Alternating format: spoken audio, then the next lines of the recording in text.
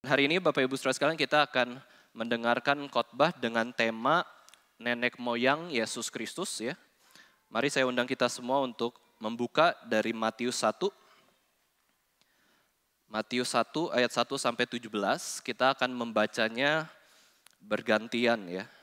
Matius pasal pertama ayat 1 sampai 17. Mari kita baca firman Tuhan ini bergantian. Judul perikopnya adalah silsilah Yesus Kristus. Inilah silsilah Yesus Kristus, anak Daud, anak Abraham. Silakan.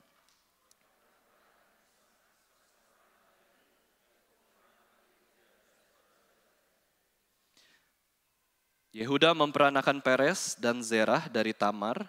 Peres memperanakan Hesron. Hesron memperanakan Ram.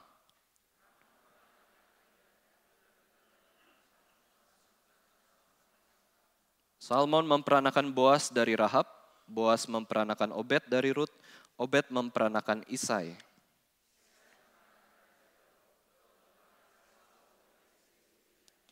Salomo memperanakan Rehabeam, Rehabeam memperanakan Abia, Abia memperanakan Asa.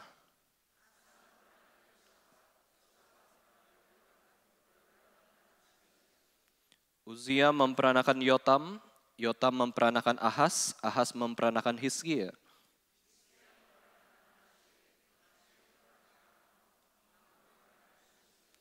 Yosia memperanakan Yekhonya dan saudara-saudaranya pada waktu pembuangan ke Babel.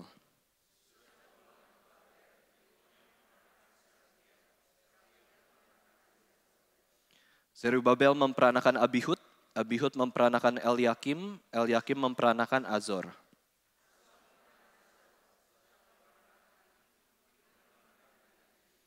Eliud memperanakan Eleazar, Eleazar memperanakan Matan, Matan memperanakan Yakub.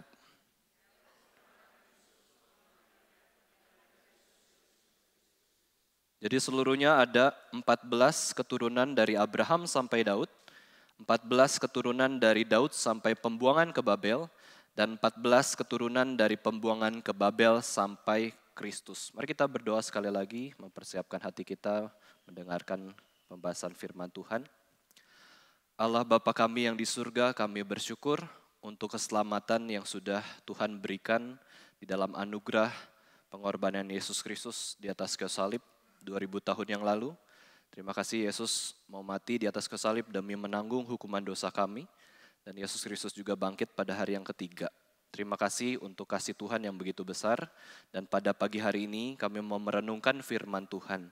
Berbicaralah Tuhan kepada setiap kami masing-masing, supaya kami boleh semakin mengenal Tuhan, dan kami bisa mengasihi Tuhan, dan kami juga boleh menyembah Tuhan, dan kami boleh betul-betul bertumbuh di dalam kehidupan kami bersama dengan Tuhan saja. Ampunilah segala dosa-dosa kami, dan pimpinlah kehidupan kami. Tolonglah kami Tuhan, tambahkanlah iman kepada kami semua.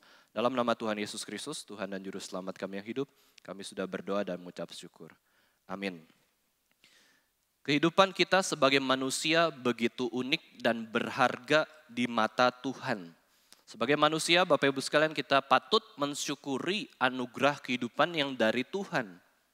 Nah, ketika kita melihat Alkitab menjelaskan dunia yang diciptakan oleh Tuhan sendiri, Tuhan menciptakan seluruh ciptaan ini dengan firman-Nya. Berbeda dengan ketika Tuhan menciptakan manusia. Allah berkata, jadilah terang, maka terang itu jadi. Jadilah cakrawala, cakrawala itu jadi. Allah memerintahkan ke seluruh dunia ciptaannya, hendaklah tanah menumbuhkan tunas-tunas muda, kemudian menumbuhkan biji-biji, segala jenis pohon buah-buahan, dan jadilah demikian. Kemudian Allah memerintahkan kepada air, ya, hendaklah dalam air berkeriapan makhluk hidup, maka jadilah ikan-ikan. Hendaklah burung-burung di udara melintasi cakrawala. Hendaklah bumi mengeluarkan segala jenis makhluk yang hidup, ternak dan binatang melata, dan segala jenis binatang liar. Maka jadilah demikian. Semua itu ada karena firman Allah yang berkuasa, menciptakan dari sesuatu yang tidak ada, dan menjadi ada. Akan tetapi ketika Allah menciptakan manusia, Bapak Ibu Saudara sekalian, Allah Tritunggal berkata, baiklah kita menciptakan manusia menurut gambar dan rupa kita. Supaya manusia yang kita ciptakan itu berkuasa atas makhluk ciptaan yang lain yang di bawah manusia. Maka manusia itu diciptakan secara berbeda, bukan saja dengan firman Tuhan, tetapi dengan pekerjaan Allah Tritunggal yang secara khusus. Di mana Allah Tritunggal berbicara bukan kepada ciptaan, tetapi berbicara antar pribadinya. Ya, baiklah kita menciptakan manusia yang serupa dan segambar dengan diri Tuhan sendiri. Manusia merupakan ciptaan yang paling unik dan disebut sebagai mahkota ciptaan di antara ciptaan yang lainnya. Manusia begitu berharga di mata Tuhan. Maka kita tidak boleh menghina sesama manusia, selain karena keberdosaan manusia itu sendiri yang Tuhan hina, yang Tuhan tentang. Tuhan menentang dosa. Tuhan menghina dosa. Selain itu Tuhan tidak pernah menghina manusia. Maka dari itu kita juga sebagai manusia yang diciptakan Tuhan, kita harus menghargai sesama manusia. Kecuali keberdosaan manusia itu sendiri. Semua jiwa berharga di mata Tuhan dan itulah tugas kita sebagai orang Kristen untuk saling mengasihi antar sesama manusia. Dan manusia menjadi ciptaan yang unik karena apa?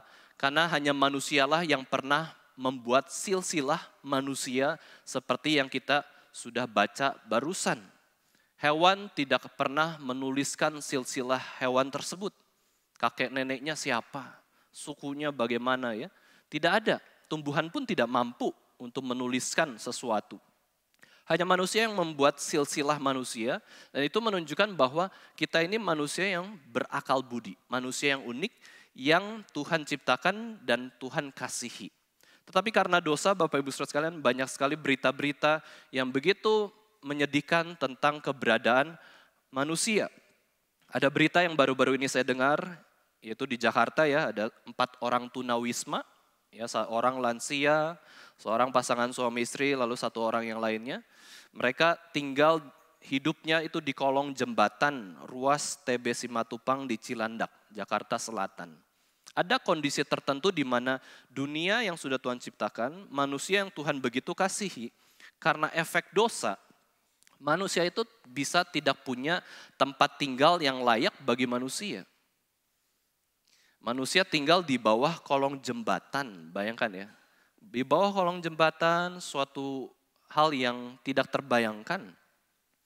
Suatu hal yang begitu menyedihkan, suatu hal yang tidak layak, tetapi terjadi. Bukan saja itu, begitu banyak kisah-kisah yang lain bagaimana manusia tidak punya rumah, harus keliling-keliling di pinggir jalan, tidur di pasar, tidur di trotoar, ataupun teras dari ruko-ruko yang kosong ya. Ada manusia yang begitu hidup menderita secara fisik dibandingkan dengan kita semua. Ini merupakan realita yang menyedihkan dan seharusnya mereka setidaknya mendapatkan solusi yang lebih baik dari orang-orang sekitar yang lebih mampu. Dari pemerintahan yang bertugas untuk mensejahterakan rakyatnya. Nah, kita ingin agar manusia itu ya dimanusiakan. Meskipun manusia sudah melawan Tuhan, sudah berdosa dan layak menerima segala yang buruk. Tetapi sebagai orang Kristen, sebagai seseorang yang mengenal Tuhan, kita ingin mempertahankan kehidupan manusia tidak semakin buruk di dunia yang berdosa ini. Manusia harus selayaknya hidup dengan baik, ya, dan kehidupannya yang buruk dan malang akibat dosa setidaknya dapat ditolong dan diperbaiki. Nah, kemudian kita bisa lihat siapa yang menolong mereka, Bapak Ibu Saudara sekalian. Ambil contoh dari kisah ini saja ya. 4 tunawisma ini kemudian ada seseorang yang melaporkan ada orang yang hidup di kolong jembatan. Ya, itu berbahaya, sangat kondisinya tidak bersih, tidak higienis ya. Dan ada orang yang melaporkan ke kecamatan karena karena melihat bahwa mereka tidak punya tempat tinggal dan tidur di sana selama kurang lebih beberapa bulan gitu ya. Nah, kemudian ketika diwawancarai, ya, seorang tunawisma ini mengatakan bahwa saya tidak punya tempat tinggal karena efek pandemi COVID-19. Ya, tidak ada pekerjaan, yang dia kerjakan itu sangat sedikit penghasilannya, tidak bisa mencukupi kehidupannya, dan dalam kesehariannya 4 orang itu sulit dapat pekerjaan dan hanya mendapatkan penghasilan yang sangat-sangat minim. Ya, dan orang-orang yang homeless ini betul-betul menyedihkan dalam arti kita perlu mendoakan dan memberi pertolongan kalau kita memang dipanggil Tuhan ya dan mendapatkan kesempatan itu. Nah, ketika dilaporkan ke kecamatan, ya bersyukur ada orang kecamatan dan juga panti sosial mendatangi mereka dan mereka diarahkan ke tempat yang lebih baik. Itu kalau ada orang yang melaporkan.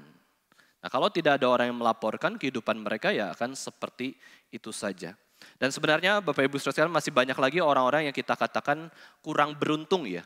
Atau orang-orang yang hidupnya secara fisik itu lebih menderita dari kebanyakan orang. Nah, sebagai orang Kristen kita punya tugas untuk bersaksi bagi masyarakat sekitar. Maka kita melakukan tugas juga pelayanan diakonia.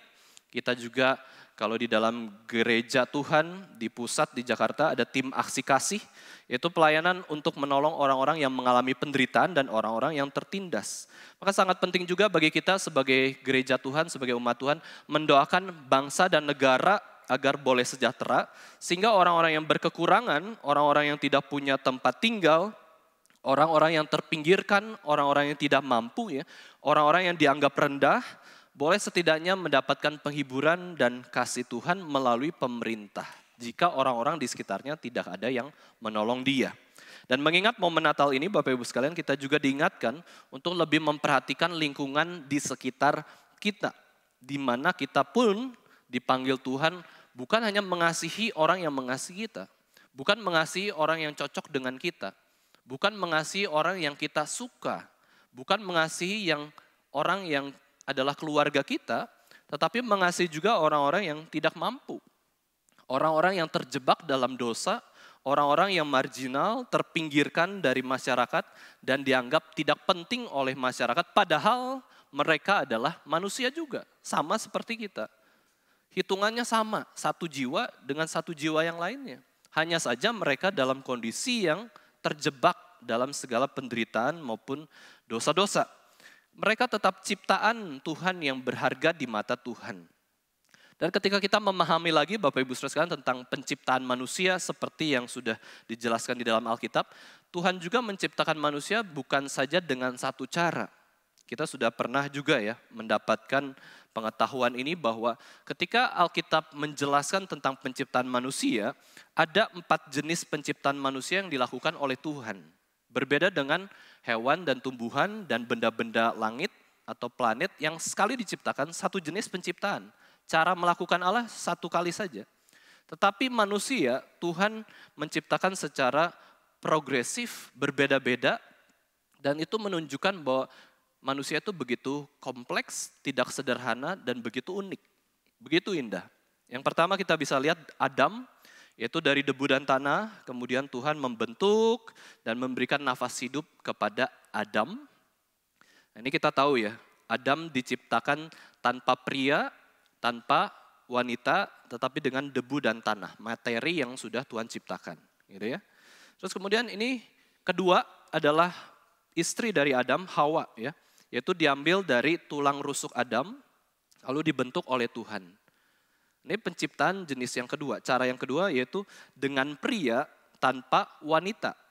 Adam tanpa pria, tanpa wanita dengan debu dan tanah. Hawa dengan tulang rusuk Adam, dengan pria tanpa ada wanita. Dan yang ketiga adalah proses kelahiran. Bagaimana sel dari laki-laki dan sel dari perempuan bertemu.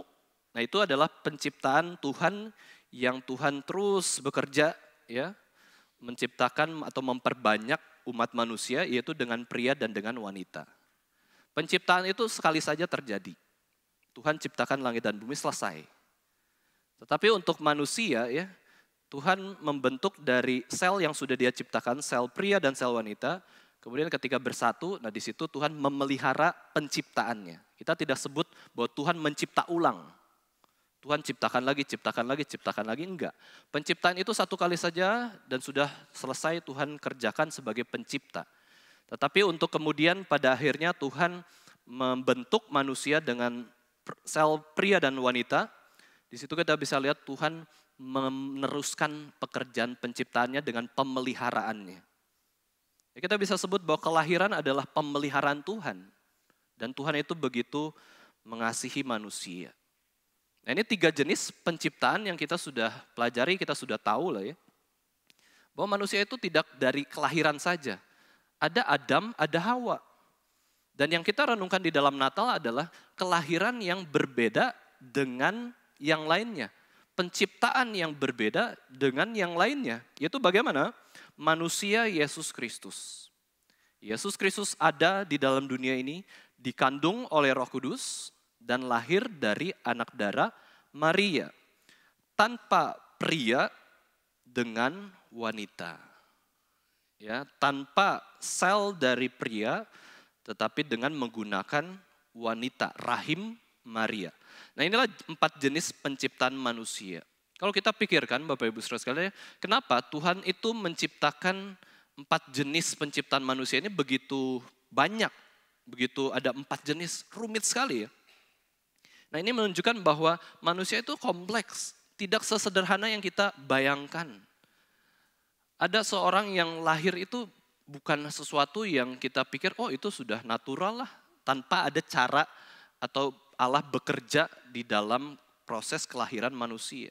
Adanya manusia itu ada tangan Tuhan bekerja di dalam ciptaannya. Bagaimana Tuhan membentuk manusia di dalam janin seorang, ya di dalam rahim seorang ibu ya. Tuhan membentuk manusia itu sendiri. Ini adalah suatu hal yang kompleks, suatu hal yang begitu indah, dan semua ada hikmat Tuhan yang begitu agung di dalam 4 jenis penciptaan manusia ini. Ini menunjukkan bahwa Allah itu pencipta yang begitu agung dan tidak ada yang mustahil bagi Tuhan. Di mata Tuhan manusia itu berharga, unik, dan memiliki peran yang begitu penting dalam penciptaan. Di antara seluruh makhluk hidup, hanya manusia yang memiliki tubuh dan roh yang berakal budi. Manusia berbeda dengan malaikat, manusia berbeda dengan hewan, tumbuhan, manusia bahkan juga berbeda dengan Tuhan itu sendiri. Tetapi manusia dikatakan sebagai ciptaan yang serupa dan segambar dengan Tuhan. Dan dengan akal budi, manusia dapat mengingat sesuatu, dapat mengenal sesuatu, mempelajari sesuatu, mempelajari ciptaan Tuhan, bahkan diberikan anugerah oleh Tuhan untuk mengenal Tuhan. Meskipun manusia sudah jatuh ke dalam dosa. Bagaimana manusia bisa mengenal Tuhan ketika Allah mewahyukan dirinya kepada manusia? Sejauh manusia bisa mengenal Tuhan, itu karena sejauh Tuhan mewahyukan dirinya kepada manusia. Tanpa Tuhan menyatakan dirinya kepada manusia, kita manusia yang berdosa itu sudah mati dalam pelanggaran kita dan tidak bisa mengenal Tuhan yang sejati. Ya, di dalam keberdosaan itu seperti ada selubung yang menutupi kita, sehingga ketika mengenal Tuhan itu manusia berdosa hanya mengenal Tuhan secara bayang-bayang saja, tidak jelas. Dan kita tahu juga bahwa manusia berdosa yang belum diselamatkan dalam Kristus itu mengenal Tuhan sebatas wahyu umum yang Tuhan berikan. Bukan wahyu khusus yang kita terima di dalam Alkitab maupun Yesus Kristus. Dan karena hidup manusia di bumi ini ada batasnya, kita tahu bahwa hidup manusia itu tidak lama. Sekitar 70 sampai 80 tahun saja, maka manusia akhirnya melakukan pencatatan sejarah. Baik catatan-catatan penting dari ilmu pengetahuan alam maupun sosial, manusia mencatat. Karena apa? Karena hidup saya terbatas. Saya ingin meninggalkan sesuatu yang bermanfaat untuk generasi selanjutnya. Hidup saya di bumi ini untuk apa?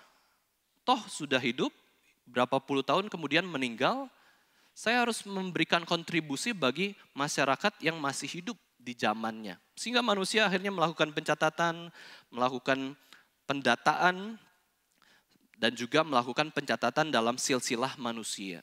Maupun juga peristiwa-peristiwa yang penting yang terjadi dalam hidup pribadi maupun masyarakat, bahkan sejarah dunia. Itulah kenapa pada akhirnya manusia itu menulis sesuatu. Diberikan kemampuan oleh Tuhan untuk mencatat sesuatu, menyimpan sesuatu, dan membagikannya kepada orang-orang yang hidup selanjutnya setelah dia tiada. Nah, lewat silsilah manusia setidaknya ada 2 manfaat yang kita bisa pelajari. Kenapa pada akhirnya kita menulis silsilah manusia atau mengingat sejarah setidaknya sampai kakek dan nenek kita. Kita punya orang tua, kita punya kakek dan nenek, terus kita punya anak, kita punya cucu mungkin hanya sebatas generasi yang begitu singkat. Tetapi kalau dengan pencatatan yang tepat, yang baik, maka kita bisa menelusuri silsilah kita itu dari mana. Kita orang mana, kita suku apa, ya, kita lahir di zaman apa, nenek moyang kita siapa. Dan inilah manfaat yang pertama, yaitu pertama, lewat silsilah manusia kita bisa mengenal identitas manusia secara fisik, ya, secara di bumi ini. Oh, kita tuh ada orang yang tua, orang kakek nenek dan bahkan nenek moyang yang selanjutnya yang ada di dunia ini. Lewat silsilah manusia kita dapat mengenal identitas, latar belakang atau keluarga itu siapa. Ya, setidaknya kita belajar mengenal siapakah diri kita. Oh, kita orang tua, kita anak dari siapa? Kita suku apa? Ya, kita lahir dalam latar belakang keluarga bagaimana. Di situ kita bisa mengenal diri, ya, dalam tataran yang sederhana. Oh, yang kedua, dari silsilah hidup manusia juga kita bukan saja bisa mengenal diri kita, ya, sejarah kita bagaimana, latar belakang kita seperti apa, tetapi kita juga bisa mengenal Allah yang bekerja melalui setiap generasi manusia untuk menggenapi rencananya. Allah yang mengizinkan manusia ada, mengizinkan manusia bertambah banyak, beranak cucu, dan di situ kita bisa melihat dari perspektif Allah sendiri, bagaimana Allah memimpin sejarah umat manusia sampai ada sekarang. Kita bisa mengenal siapakah Allah itu. Kita dapat mengetahui bagaimana Allah itu memimpin sejarah dunia lewat kelahiran umat manusia. Kita bisa merenungkan tentang Allah di dalam merenungkan sejarah umat manusia. Ya, karena manusia mencatat hal-hal yang penting. Dan hal-hal yang penting itu ada yang dimaknai secara penting oleh seluruh atau masyarakat banyak. Meskipun ada juga yang bagi masyarakat banyak itu hal penting bagi kehidupan dia, personal bagi kehidupannya. Dan akhirnya ketika ada sejarah, ada informasi, kita bisa menelusuri hal-hal penting yang berdampak bagi masyarakat itu bagaimana, hal-hal yang besar itu seperti apa. Dan itulah kenapa Rasul Matius menuliskan silsilah Yesus Kristus di dalam bukunya bagi orang Yahudi. Ya, Matius, pemungut cukai, dipanggil Tuhan menjadi rasul dan dia menulis buku Injil dan dimulai dengan silsilah Yesus Kristus. Karena apa? Karena bagi Matius, salah satu yang penting untuk kita bisa tahu sejarah kehidupannya, biografinya adalah pribadi Yesus Kristus, dan dia menelusuri bukan saja apa yang dia lihat tentang Yesus Kristus, apa yang dia tahu tentang Yesus Kristus di zamannya, tetapi dia menelusuri sampai ke belakang siapa Yesus Kristus ini berdasarkan keturunan-keturunan dari bangsa Israel, bahkan sampai perjanjian lama. Dia lihat ya nama-nama yang muncul dari mana Yesus Kristus itu bisa dilahirkan.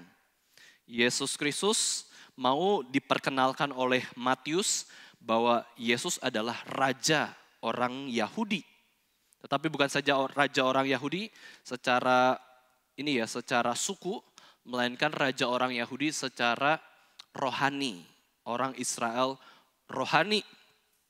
Rasul Matius memperkenalkan pada para pembacanya yang adalah orang-orang Yahudi tentang siapakah Yesus dan bagaimana Allah bekerja lewat sejarah bangsa Israel. Maka itulah kenapa tadi kita baca. Bagi kita orang yang bersuku Jawa, bersuku Chinese, bersuku Batak, kita nggak akan terlalu ngerti nama-nama orang-orang Yahudi yang barusan dibaca. Tetapi bagi orang-orang Yahudi, begitu mereka tahu, oh Abraham, oh Daud, wah mereka sangat mengenal atau sangat mengetahui tokoh-tokoh tersebut. Dan disitulah sejarah Yesus Kristus muncul. Bagaimana Yesus lahir dari nenek moyang yang mereka kenal. Rasul Matius mau mengajarkan bahwa kamu itu tidak harus asing terhadap Yesus Kristus. Kamu tidak boleh cuek terhadap Yesus Kristus ini. Dia adalah raja. Dia adalah raja di atas segala raja. Dia adalah Mesias. Rasul Matius mau menyatakan tentang pengenalan akan Yesus Kristus kepada orang-orang Yahudi dimulai dari silsilah. Karena orang-orang Yahudi sangat menghargai silsilah, sangat menghargai sejarah mereka sebagai suku Yahudi yang lebih hebat dibandingkan suku-suku yang lain sebagai umat pilihan Tuhan. Maka Rasul Matius dalam mengabarkan Injil tepat sekali menggunakan metode silsilah. Untuk agar orang Yahudi mau belajar mengenal siapakah Yesus Kristus. Tetapi bagi kita juga Bapak Ibu sekalian, silsilah ini sangat bermakna karena apa? Silsilah ini menunjukkan bahwa Yesus Kristus adalah betul-betul manusia, 100%. Allah pencipta menjadi manusia ciptaan. Ini kita nggak bisa mengerti hal ini. Allah pencipta menembus batas yang menjadi jurang antara pencipta dan ciptaan. Yesus mau menjadi ciptaan manusia sama seperti kita, 100% manusia, tetapi untuk menebus hukuman dosa kita. Sebagai orang Kristen kita mengakui Yesus di dalam dui naturnya. Yesus adalah Allah 100%, Yesus adalah manusia 100%. Kita tidak boleh mengenal Allah yang sebagian ini ya. Misalkan kita mengenal Yesus itu hanya Allah saja 100%. Kita tidak bisa mengenal keselamatan yang Yesus buat bagi kita. Kita juga tidak percaya sebagai orang Kristen mengenal Yesus itu 100% manusia saja. Karena Yesus bukan manusia saja. Tetapi kita memahami bahwa Yesus itu Allah 100%, ada masanya dalam kekekalan Yesus itu Allah 100%, tetapi ketika Tuhan sudah menciptakan ruang dan waktu, sudah menciptakan dunia ini, Yesus mengambil rupa seorang hamba, mengambil rupa manusia, jadi manusia. Ya, bukan pakai kostum manusia, bukan seperti manusia, tapi betul-betul Yesus jadi manusia. Bagaimana Allah pencipta jadi manusia? Itu tidak bisa kita pahami. Kita langsung menolak pemahaman ini dengan akal budi kita. Tapi untuk menunjukkan bahwa dirinya adalah betul-betul manusia, Yesus rela menjadi janin bayi. Yesus rela masuk ke dalam rahim Maria untuk menunjukkan bahwa aku ini betul-betul manusia. Sama seperti kamu, pernah jadi bayi, ya, pernah bertumbuh di dalam hidup seorang ibu yang mengandung. Kitab-kitab Injil menyatakannya kepada kita bahwa Yesus adalah anak Allah 100% dan Yesus adalah anak manusia 100%. Yesus disebut anak Allah sekitar 40 kali di dalam Alkitab. Tetapi Yesus sebagai anak manusia bukan 40 kali saja disebutkan di dalam Alkitab, tetapi 40 kali 2. Ya, sekitar 80 kali Yesus disebut sebagai anak manusia, anak manusia, anak manusia. Aku ini anak manusia. Aku itu betul-betul seperti engkau, punya darah, punya daging, punya emosi, punya roh, punya tubuh. Dan Yesus memiliki gender yaitu laki-laki, seperti yang dinubuatkan di dalam perjanjian lama. Aku manusia sama seperti kamu. Tetapi jangan lupa, aku juga anak Allah. Dan fakta bahwa di dalam penulisan Alkitab, Yesus seringkali disebut sebagai anak manusia sekitar 80 kali, lebih banyak disebut sebagai anak manusia dibandingkan dengan anak Allah, itu menunjukkan bahwa Yesus sangat mengasihi manusia. Yesus rela merendahkan dirinya menjadi manusia. Demi apa? Demi menunjukkan kasihnya yang begitu besar kepada kita. Kasih Allah secara umum, kasih Allah secara khusus bagi orang yang percaya. Kasih Allah secara umum kepada seluruh manusia yang berdosa. Dan ini menunjukkan bahwa Yesus betul-betul menghargai ciptaannya yang adalah manusia. Ciptaan manusia itu Yesus hargai. Sekarang Bapak Ibu sekalian dalam khotbah ini kita akan merenungkan 10 tokoh dari silsilah Yesus Kristus. Saya pilih 5 orang laki-laki, 5 orang wanita, gitu ya. Nah, kita bisa lihat laki-laki yang pertama adalah Abraham. Ya. Yesus itu punya nenek moyang. Yesus itu punya darahnya ya dalam kurang lebih ya. Keturunannya dari mana? Dari Abraham. Nenek moyang Yesus Kristus adalah Abraham. Siapakah Abraham ini? Kita sudah tahu bahwa dia adalah orang yang beriman, bahkan disebut sebagai pendiri ras Yahudi. Ya, orang Yahudi yang disebut sebagai suku Yahudi pertama kali adalah bukan dari orang Yahudi. Abraham orang Ur Kasdim, ya, orang yang berbeda tetapi diberikan menjadi pendiri ras Yahudi. Orang-orang Yahudi menyatakan bahwa kalau orang ahli Taurat, imam kepala, ya, orang Farisi mengatakan bahwa kami ini adalah anak-anak Abraham. Kami ini adalah keturunan Abraham. Ya, mereka sangat bangga terhadap silsilah mereka. Saya ini keturunan pendiri. Ya, misalkan keturunan hamba Tuhan tertentu, keturunan presiden, kan bangga kan? Saya ini anak raja misalkan, anak keturunan orang penting. Harusnya saya pun punya kapasitas seperti mereka. Kurang lebih harapannya demikian. Meskipun kita tahu bahwa tidak semua orang itu dipanggil secara sama. Anak pendeta tidak harus jadi pendeta. Anak raja tidak harus jadi raja. Anak presiden tidak harus jadi presiden. Tetapi karena silsilah itu merasa bahwa mereka ini penting juga. Tetapi mereka lupa bahwa bapak orang beriman atau Abraham itu sendiri juga sebenarnya adalah orang berdosa. Bapak orang beriman berbohong tentang istrinya sendiri kepada Firaun. Dia mengatakan bahwa istrinya ini adalah saudaranya, bukan istrinya, karena takut dibunuh oleh Firaun. Lalu Abraham dan Sarah juga menyelesaikan masalah karena tidak punya anak dengan kekuatannya sendiri. Sehingga Sarah memberikan Hagar kepada Abraham dan Abraham berhubungan dengan perempuan yang bukan istrinya. Sehingga Abraham yang begitu agung sendiri, kita bisa lihat bahwa Abraham pun adalah orang berdosa. Ya. Lalu Yakub. Ya, di dalam silsilah Yesus begitu banyak nama yang begitu penting. Bukan saja Abraham tapi Yakub, orang yang dipilih dan dikasih oleh Tuhan. Dan Yakub juga punya hasrat yang begitu kuat terhadap berkat Allah. Dia mencari berkat Allah, dia mencari kesempatan untuk mendapatkan apa yang dari Tuhan yang baik itu. Sehingga ini melebihi saudara kembarnya yaitu Esau.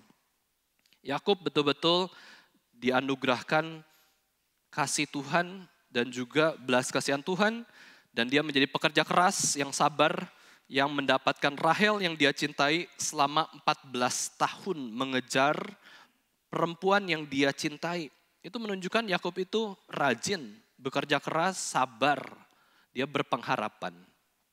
Tetapi Yakub pun sebagai orang yang begitu penting, yang diubah namanya menjadi Israel, ya, Yakub pun orang berdosa.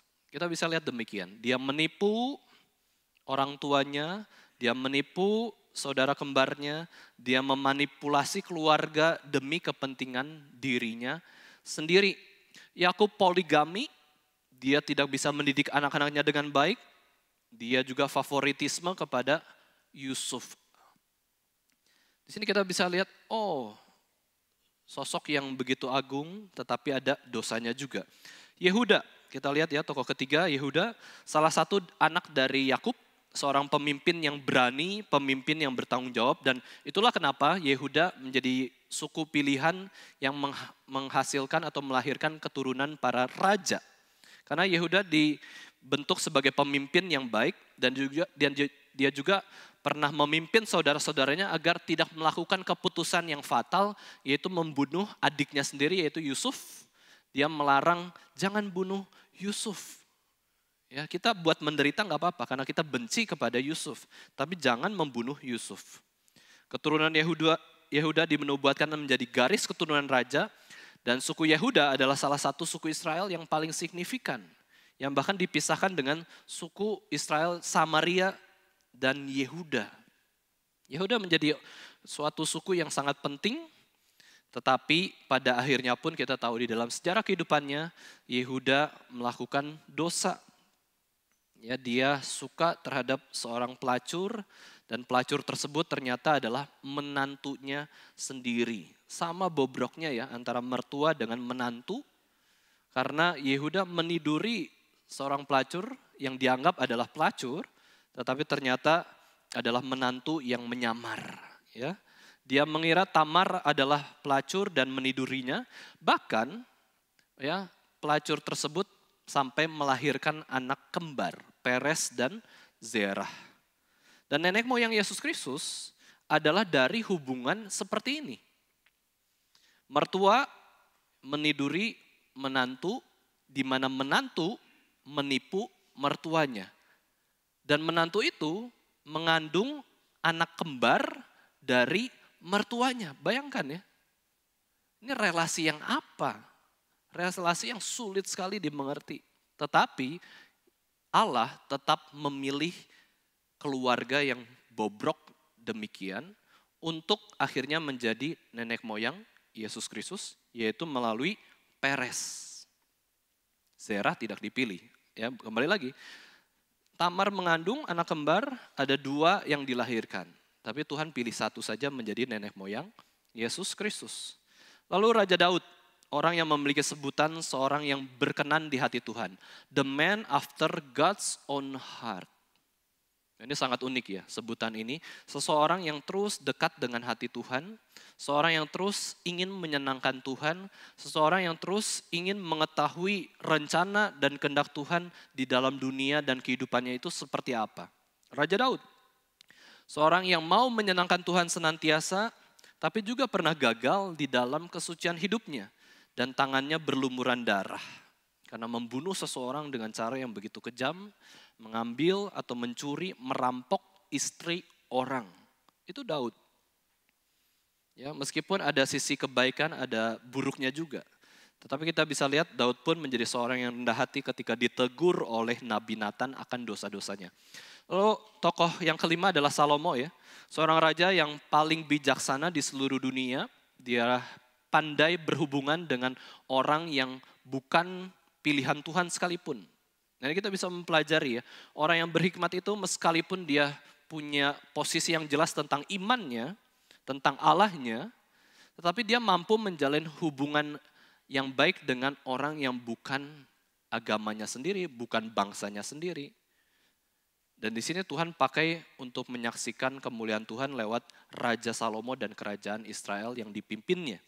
Salomo pandai hubungan internasional. Ya, dia pandai bekerja sama dengan kerajaan-kerajaan yang lain. Dia pandai manajemen, mengatur kerajaannya, membuat peraturan bagi pegawai-pegawainya seperti apa. Dan dia juga dapat memutuskan perkara dengan adil. Hanya saja dia pun adalah manusia berdosa yang ada kelemahan. Dia poligami, bahkan sempat jatuh dalam dosa penyembahan berhala karena apa? Istri-istrinya menarik dia untuk menyembah dewa-dewa yang bukan Tuhan. Dia sempat menetapkan pajak begitu keras, kerja paksa kepada rakyatnya. Abraham, Yakub, Yehuda, Daud, dan Salomo ini adalah nenek moyang Yesus Kristus. Mereka adalah orang-orang besar, tetapi orang-orang besar sekalipun ada kelemahannya, ada cacat celanya. Ada sisi baik maupun sisi buruknya juga. Lalu kita melihat 5 nama perempuan yang disebutkan dalam silsilah Yesus, Bapak Ibu Saudara sekalian ya. Hanya 5 nama perempuan saja yang disebutkan oleh Rasul Matius. Yang pertama adalah Tamar ya. Kita tadi sudah juga berkaitan dengan Yehuda. Dia menantu Yehuda, seseorang yang menghalalkan segala cara untuk mendapatkan keinginannya. Dia menyamar, menipu, menjadi pelacur, tetapi dengan tujuan untuk meneruskan garis keturunan dari Yehuda. Ya, niatnya sih baik, tapi caranya salah. Kalau mau benar adalah ya harus diteruskan secara pernikahan yang tepat untuk keturunan Yehuda ya. Lalu Rahab juga kita sudah sempat membahas ya, seorang wanita dari Yeriko yang dikenal sebagai pelacur, tetapi ia menunjukkan iman kepada Allah Israel dengan menyelamatkan 2 pengintai yang dikirim oleh Yosua. Rahab bukan orang Israel ya, tetapi pada akhirnya Rahab sebagai orang yang diambil oleh suku Israel, dianggap sebagai bangsanya sendiri. Rahab kemudian akhirnya hidup baik, tidak bekerja lagi sebagai pelacur, dan ada orang Israel, laki-laki Israel yang mencintai Rahab apa adanya. Sekalipun dulunya dia ada pelacur, tetapi ada seseorang Israel yang akhirnya nanti menikahi Rahab. Dan Tuhan pakai pernikahan itu untuk menjadi nenek moyang Yesus Kristus juga, Rahab ya. Tuhan pakai Rahab. Lalu Ruth, seorang wanita Moab yang menjadi nenek buyut dari Raja Daud, bukan orang Israel juga. Ya, Rahab bukan orang Israel. Ruth orang Moab, bukan orang Israel. Tetapi dia mau menjadi orang Israel. Dia mau bertobat, menunjukkan kesetiaan kepada Allahnya Naomi, Allahnya Israel, dan dia hidupnya mengalami perubahan. Lalu juga nama perempuan yang disebutkan dalam silsilah Yesus itu Batseba ya, Bapak-Ibu sekalian. Kita tahu Batseba tidak langsung ditulis Batseba, ya, tetapi disebut sebagai istri Uria di dalam silsilah itu. Dan Batseba adalah ibu dari seorang Raja Salomo yang hubungannya dengan Daud bermula dengan keadaan yang penuh dengan dosa. Itu Batseba. Ya, seorang istri yang pada akhirnya selingkuh. Ya, seorang istri yang selingkuh dengan Raja Daud. Ya, meskipun dia ada ketakutan bahwa oh ini raja, tapi namanya istri itu bisa menolak otoritas dari banyak laki-laki lain selain suaminya. Ketika ada seorang raja sekalipun mau meniduri dia. Tapi Batseba ya sudah. Ya, akhirnya tetap tidur dengan Daud sampai melahirkan Salomo. Maria yang terakhir ya, ibu Yesus, seorang perempuan muda yang melahirkan Yesus melalui kuasa Roh Kudus. Nama-nama perempuan ini Bapak Ibu sekalian bukanlah nama-nama perempuan yang baik, yang sempurna, yang berjasa gitu ya. Tetapi nama-nama perempuan yang berdosa juga. Hanya saja di dalam anugerah Tuhan, Tuhan mengubahkan kehidupannya menjadi seseorang yang takut akan Tuhan. Dan Maria ibu Yesus adalah seseorang yang betul-betul di dalam Alkitab memang tidak pernah disoroti keburukannya. Maka orang-orang sangat mengagung-agungkan Maria. Tetapi kita tahu juga bahwa tetap Maria sekalipun tidak dicatat keburukannya atau dosanya di dalam Alkitab, meskipun ada kelemahannya ya.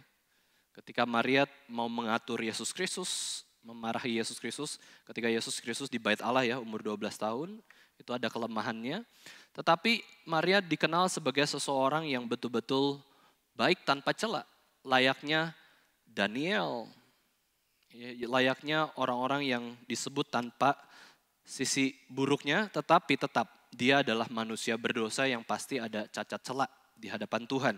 Nah di sini kita bisa melihat ya, dari 10 nama ini, kita bisa melihat sejarah kehidupannya yang begitu kompleks, begitu unik, dan Tuhan memimpin mereka. Sekalipun mereka manusia yang lemah dan penuh dengan dosa, tetapi ada pekerjaan Tuhan juga boleh dinyatakan di dalam kehidupan mereka. Namanya manusia, ada sisi baiknya, ada sisi buruknya. Namanya manusia, ada kelemahan, ada kelebihannya. Dan di sini kita belajar untuk berelasi kepada manusia itu dengan keberadaan sebagaimana adanya dia. Jangan mau kelebihannya terus.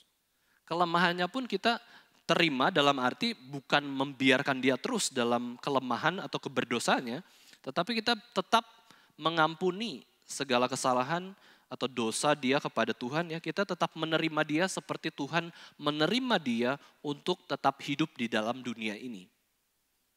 Ketika kita memahami silsilah manusia yang ada cacat celahnya, ada dosanya, tetapi ada kebaikannya juga, ada tangan Tuhan bekerja di dalam kehidupan mereka, kita pun belajar untuk melihat manusia seperti bagaimana Tuhan melihat atau memandang manusia. Orang yang buruk sekalipun dapat diubahkan menjadi orang yang baik. Tetapi orang yang baik pun bisa ada cacat celahnya, ada kelemahannya.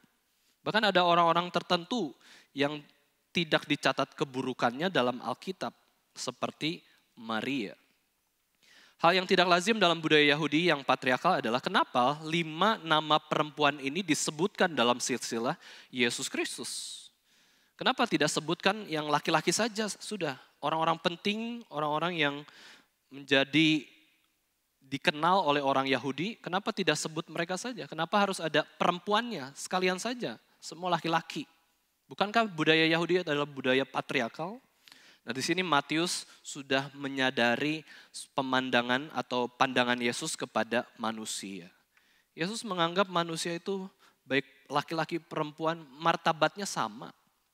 Yang berbeda adalah perannya, yang berbeda adalah ordonya. Tidak salah memasukkan silsilah wanita kepada di dalam silsilah yang patriarkal. Maka Rasul Matius keluar dari budaya, keluar dari konsepnya dalam mencatat sebuah silsilah. Matius ingin mencatat 5 nama perempuan ini. Ya, kalau Maria sih sudah pasti ya, tetapi perempuan yang lain itu sebenarnya tidak harus disebutkan. Matius mau menunjukkan bahwa Tuhan dapat memakai orang-orang yang rasanya tidak mungkin dipakai Tuhan untuk menggenapkan rencananya. Siapakah itu Bapak Ibu sekalian? Orang-orang yang kita anggap tidak berharga. Orang-orang yang kita anggap orang yang cacat. Orang-orang yang kita anggap berkebutuhan khusus. Orang-orang yang kita anggap tidak mampu, lebih rendah daripada kita. Kita nggak boleh memandang mereka dengan sebelah mata. Karena di dalam sejarah nenek moyang Yesus Kristus, Yesus pun memakai setiap orang ada bagiannya masing-masing. Justru kita bukan menjadi orang Kristen yang destruktif. Ketika ada orang yang lemah, kita semakin lemahkan, hancurkan, singkirkan, buang dalam sejarah. Justru sebagai orang Kristen adalah kita harus konstruktif. Ya, bukankah kita adalah pengikut Kristus? Kita meneladani teladan agung Yesus Kristus. Kita harus punya semangat konstruktif untuk membangun sesama kita. Ya, mereka ada kelemahan, justru kita yang tahu kelemahan berarti kita bisa kritik kelemahan. Di situ Tuhan juga bisa memampukan kita untuk mengkonstruktif kelemahan dia. Ya, menutupi, ini kasih ya, definisi kasih adalah menutupi segala sesuatu. Maksudnya apa? Bukan menutup-nutupi suatu kejahatan ya, tetapi ada kelemahan kita cover, kita obati seperti itu ya. Ada luka kita tutupi supaya sembuh, supaya lebih baik. Itu adalah kuasa Roh Kudus yang konstruktif di dalam kehidupan orang Kristen. Ada yang lemah, ada yang tidak percaya kepada Kristus, ada yang tidak mau ya dekat dengan Tuhan. Kita bawa mereka untuk datang kepada Tuhan. Kita tidak ada kesulitan untuk ibadah di gereja hari Minggu. Ada orang-orang Kristen tertentu yang sangat sulit bergumul hari Minggu itu berat sekali. Banyak masalah, banyak acara, banyak alasan. Ketika kita berelasi dengan mereka, kita mengkonstruktif mereka, membangun mereka untuk pelan-pelan pada akhirnya bertumbuh semakin dewasa di dalam Kristus. Matius mau menunjukkan bahwa orang-orang di sekitar kita itu harus dihargai semuanya. Ya, Tuhan pakai kok mereka untuk menggenapi rencana Tuhan. Dan inilah kasih karunia Tuhan bagi orang-orang yang marginal, orang-orang yang dianggap rendah, orang-orang yang dianggap kelas 2. Dan wanita pada waktu itu betul-betul dianggap kelas 2. Bahkan sampai perbudakan itu adalah sebagai properti saja. Ya, sebagai benda yang digunakan untuk memuaskan pemiliknya. Itu sampai perempuan demikian. Dan Rasul Matius menulis dalam silsilah Yesus Kristus supaya kita bisa melihat bahwa silsilah Yesus Kristus tidak terjebak pada suku bangsa tertentu. Silsilah Yesus Kristus tidak terjebak pada status bahkan latar belakang dosa orang sekalipun. Silsilah Yesus Kristus berdasarkan kasih karunia Tuhan semata. Tuhan mau memilih siapapun yang Tuhan berbelas kasihan untuk dipakai oleh Tuhan. Dan kita bertugas untuk akhirnya mengembangkan orang yang dipakai Tuhan itu semakin memuliakan Tuhan. Ini adalah tugas orang Kristen yang sangat sulit. Kita bertugas sebagai guru, sebagai pendidik, sebagai pengajar. Dan guru yang berpengaruh adalah ketika guru itu mengasihi orang-orang yang diajarnya. Mencintai, menginginkan orang itu dibangunkan. Orang yang tidak punya talenta apa-apa dipimpin, didoakan, ditolong, dinasihati. Supaya orang itu betul-betul menjadi seseorang yang takut akan Tuhan. Orang Kristen bertugas sebagai guru. Ya, dan ini adalah makna Natal Bapak Ibu Saudara sekalian.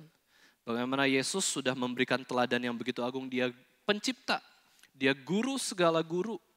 Guru di atas guru, dia rela merendahkan diri menjadi manusia supaya manusia bisa mengenal kebaikan dan kasih karunia Tuhan yang begitu besar lewat hidupnya. Ini adalah suatu panggilan kita sebagai orang Kristen untuk membangun orang-orang yang terpinggirkan, orang-orang yang lemah. Tetapi Tuhan katakan di dalam kelemahan justru kuasa Tuhan bisa semakin nyata. Kita tidak merendahkan orang-orang yang terbatas secara fisik, sakit gitu ya.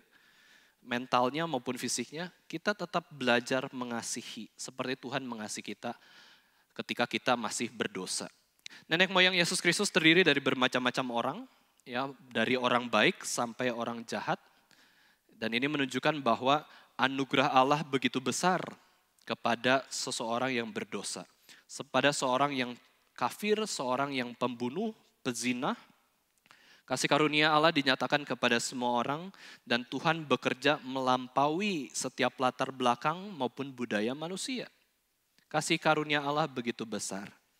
Dan yang kita bisa pelajari juga Bapak Ibu sekalian, orang-orang yang Tuhan pilih sebagai nenek moyang Yesus Kristus adalah mereka yang dipilih untuk menggenapkan rencana keselamatan dari Tuhan sendiri. Sekalipun orang berdosa dan juga dia banyak kelemahan, tetapi kalau Tuhan mengizinkan dan mau memakai mereka, kita pun harus mengikuti pimpinan Tuhan ini. Tuhan mau memakai orang yang berdosa, kita pun mau mengembangkan orang tersebut, mengasihi orang tersebut, dan kita juga bisa melihat bahwa Tuhan pun memakai kita yang berdosa ini. Maka kalau kita tahu bahwa kita sudah dipakai Tuhan untuk menggenapkan rencananya, ya untuk mengembangkan kerajaan Tuhan, kerajaan Kristus, kita justru semakin giat untuk hidup kudus di hadapan Tuhan dan mau terus dipakai Tuhan memperluas kerajaan Tuhan. Tuhan akan menguduskan orang-orang yang dipakai untuk melayani Dia. Ya, kita sebagai alatnya untuk menolong orang-orang di sekitar kita. Maka dari itu mari Bapak Ibu saudara sekalian ya, dalam merenungkan Natal, hari kelahiran Yesus Kristus, ingat kita ini juga bukan saja murid Yesus Kristus yang harus menyangkal diri, memikul salib dan mengikuti Yesus, tetapi kita juga adalah guru. Ya, kita semua memiliki fungsi guru untuk juga membawa orang datang kepada Yesus Kristus. Paulus mengatakan, ikutilah aku. Tetapi tidak berhenti di situ, melainkan ikutilah teladanku seperti aku meneladani Yesus Kristus. Kita mau membawa orang ikut kita, gak masalah. Orang suka sama kita, gak masalah. Masa kita gak boleh disukai orang? Ya. Orang dipimpin kita, menghormati kita, gak masalah. Tetapi tujuannya adalah supaya mereka itu bisa menyembah Yesus yang kita ikuti dan hormati. Ya. Kiranya kita boleh semakin banyak merenungkan kasih Tuhan, dan semakin kita banyak merenungkan kasih Tuhan, pasti kita akan semakin banyak mengasihi sesama. Kalau kita kurang mengasihi sesama, sebenarnya itu karena kita kurang memikirkan atau merenungkan kasih Tuhan yang begitu besar. Yesus mau ya datang ke dalam dunia ini diketahui oleh para gembala, orang marginal lagi, orang yang dianggap rendah, dianggap tidak berpendidikan, tetapi Tuhan menampakkan diri lewat malaikatnya kepada gembala di padang di malam hari. Tuhan memberikan paduan suara yang begitu indah hanya kepada para gembala yang marginal. Paduan suara surga, ya, itu namanya adalah surga oratorio society gitu ya, heaven oratorio society. Itu ditampakkan kepada para gembala. Tuhan juga memanggil orang Majus jauh dari timur dengan bintangnya yang ajaib, memimpin orang itu datang kepada Kristus. Kalau Tuhan datang kepada orang-orang yang marginal, yang terpinggirkan, kalau Tuhan juga datang kepada orang-orang yang jauh di sana, kita pun mau diutus Tuhan untuk datang kepada orang-orang yang marginal, orang-orang yang lemah, orang yang dalam gangguan jiwa, orang yang dalam rutan, orang-orang yang sedang sakit, cacat gitu ya. Kita tidak boleh menjadi orang yang egois, menjadi orang yang keras kepala dan sombong, tetapi kita harus menjadi orang yang bertobat, datang kepada Tuhan, melihat kasih karunia Tuhan yang begitu besar. Maka perintah Tuhan ini sangat penting untuk kita juga meresponi Natal, Bapak Ibu sekalian, yaitu kasihilah sesamamu manusia seperti dirimu sendiri. Lewat Natal kita diingatkan kembali untuk mengasihi semua orang. Semua orang. Ya, jangan anggap bahwa ada yang bukan orang, padahal dia betul-betul orang ya. Kita harus mengasihi anak-anak, kita mengasihi remaja, pemuda, dewasa, umum, lansia, semua orang kita kasihi. Terlepas dari keberadaannya karena mereka adalah ciptaan Tuhan dan kita punya tugas yang utama, yaitu mengasihi sesama. Jangan lupakan orang-orang yang tidak mampu, orang-orang yang terpinggirkan, orang-orang yang bagi kita itu pekerjaannya rendah, tetapi betul-betul bekerja ya, bukan berdosa, yang dianggap rendah, yang menyebalkan di mata kita mungkin. Ya. Bagi kita, wah orang itu tidak layak kita temani, tidak layak kita bersahabat. Yesus mengatakan perintah yang begitu radikal, Bapak Ibu Saudara sekalian, begitu radikal dan mendalam. Yesus katakan bahwa kamu telah mendengar perkataan, kasihilah sesamamu manusia dan bencilah musuhmu. Tetapi Yesus berkata bahwa kasihilah musuhmu dan berdoalah bagi mereka yang menganiaya kamu. Yesus katakan, ingat musuh kamu. Ingat orang yang kamu benci. Ingat orang yang pernah menyakiti kamu, diingat. Untuk apa? Didoakan. Untuk apa? Untuk dikasihi. Pikirkan dia, doakanlah dia. Kita baru tahu bahwa Roh Kudus bekerja untuk membuat kita mampu mengampuni kesalahan mereka. Jika kita bisa mengasihi musuh kita seperti Yesus memerintahkannya kepada kita, kita pun mampu mengasihi kaum-kaum marginal, tidak mampu, kaum-kaum terabaikan, terpinggirkan. Bapak Ibu Saudara sekalian, dalam kehidupan Yesus Kristus ketika Yesus mau jadi manusia, itu berarti dia mengasihi semua orang, ya dia mau menyatakan cinta kasih Tuhan, dan dia mau mengasihi kita yang terkhusus umat pilihan Tuhan. Yesus Kristus sudah jalani semua perintah dari Bapa dengan sempurna dan dengan tekad yang sangat besar. Dia adalah teladan kita yang paling tinggi, dan kiranya kita sebagai orang Kristen, Bapak Ibu sekalian, boleh senantiasa menjadi pengikut Kristus yang setia dan memandang Yesus itu sebagai guru yang agung, yang memanggil kita juga untuk menjadi guru-guru bagi yang lain. Kita memberitakan firman dan kita menjalankan amanat agung dari Tuhan Yesus Kristus. Pergilah, jadikanlah semua bangsa muridku. Orang Kristen dipanggil sedikit lebih tinggi dari orang-orang yang lain karena kita berfungsi sebagai guru. Kita berfungsi memuridkan orang untuk apa? Untuk mengenal firman dan datang kepada Yesus Kristus. Dan kita juga bisa menjadi guru bagi banyak orang, siapapun di sekitar kita, ketika kita menyatakan cinta kasih Tuhan kepada mereka.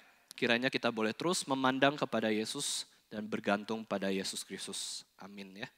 Mari kita sama-sama berdoa. Ya Bapa kami yang di surga, terima kasih untuk kasih Tuhan yang begitu besar di dalam kehidupan kami. Terima kasih untuk Yesus Kristus yang boleh lahir ke dalam dunia 2000 tahun yang lalu untuk menyatakan cinta kasih Tuhan yang terlampau besar untuk kami bisa memahaminya. Terima kasih Tuhan untuk firman Tuhan yang boleh kami renungkan juga. Bagaimana kami diingatkan kembali untuk mengasihi Tuhan, mengasihi sesama manusia yang ada di sekitar kami. Ajar kami Tuhan untuk memandang sesama kami seperti bagaimana Tuhan memandang manusia ciptaan Tuhan. Kami mau memiliki hati yang penuh kasih, hati yang mau membangun sesama, hati yang konstruktif di dalam relasi kami satu dengan yang lainnya. Pimpinlah setiap kami Tuhan. Kiranya Tuhan berikan kami pertobatan dari segala dosa-dosa kami dan juga pimpinan Tuhan senantiasa. Dalam nama Tuhan Yesus Kristus, Tuhan dan Juru Selamat kami yang hidup, kami sudah berdoa dan bersyukur. Amin.